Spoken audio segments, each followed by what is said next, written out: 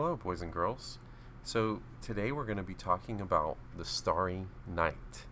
Now, I have a question for you. I know many of you have seen this painting before. In fact, probably all of you have. And we've talked about this painting before in class. But what I want to know is, do you remember the name of the artist that painted this painting? Raise your hand if you think you know. Don't call the answer out. Yes, that's correct. Vincent van Gogh is the correct answer. Now, the Starry Night is one of the most famous paintings in the world, which is why pretty much everybody you know has seen it. But I want to talk about a couple of things with this painting that have to do with the elements of art and the principles of design. So, before I tell you any of those things, though, I have another question for you. What is the thing that you notice first when you look at this painting? Raise your hand to answer the question.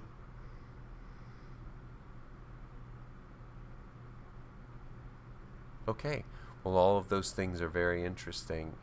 And now I want to talk about a few of the principles of design with you. Some of you may have said, when I asked you the question, what do you notice first, that you notice the swirls in the sky. Well, those swirls in the sky, what do you think that they represent? What are they showing you? What part of the painting, what part of the picture are they? That's right, the wind. The wind. And I have a question for you. Can you see the wind? When you go outside and you look into the sky, can you actually see the wind? No, you really can't. The wind is invisible. It's air that's moving. And when you know that the wind is blowing, well, you can feel it on your skin. You might feel it blowing through your hair. And you can see it moving things in the landscape around you. Like you can see the leaves moving, things like that. If you're near water, you can see ripples in the water from the air moving across the water. But you can't really see the wind because air is invisible. And that means that Vincent van Gogh did something really kind of interesting and amazing that not many artists had thought to do before. And that is, he is showing movement, something that is hard to show in the painting. And when you look at this painting, I'm sure, do you get a sense of movement? Do you almost feel or can hear? You can hear the wind too. Can you hear or see or feel the wind moving? That's movement. And in art, movement is part of the principle of design called rhythm. When you look at a painting and you see things moving, like I feel when I look at this painting, I feel the light and the wind moving. That's rhythm. Now, an element of art that Vincent van Gogh used, and used quite well, is space. But before I tell you what space is, what do you think space is in art? Okay, well, space, the easiest way to explain it is space is when an artist shows the illusion of depth. Not depth, D-E-P-T-H, depth. And that means that some things in an artwork look very close up to the viewer, and some things look very far away, and some things are right in the middle. So I want you to look at the shape on the left-hand side of Vincent van Gogh's painting. That's a cypress tree. It's not a tower or a castle. It's actually a cypress tree. A cypress tree is kind of related to a Christmas tree. That's why it's pointy on the top.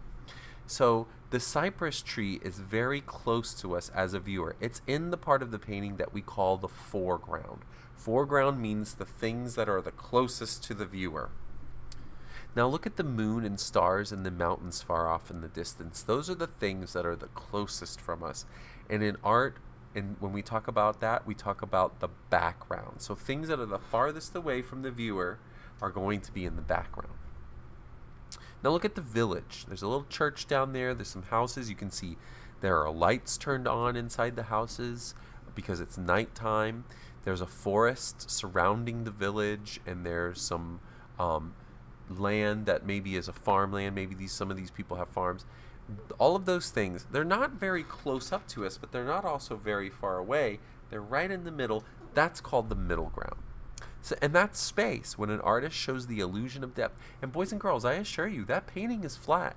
If you could view this painting in real life, it's flat. It is on a piece of canvas that's stretched with wooden stretcher bars.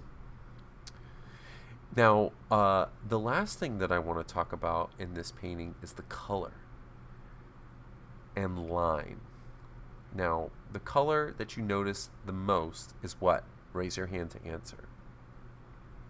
Yes, blue is the correct answer. In fact, there's very few other colors in this painting besides blue. And the only other color that you notice after blue is probably yellow from the moon and the stars, and green. Green in the forest, green in the cypress tree, and that green is a very dark green.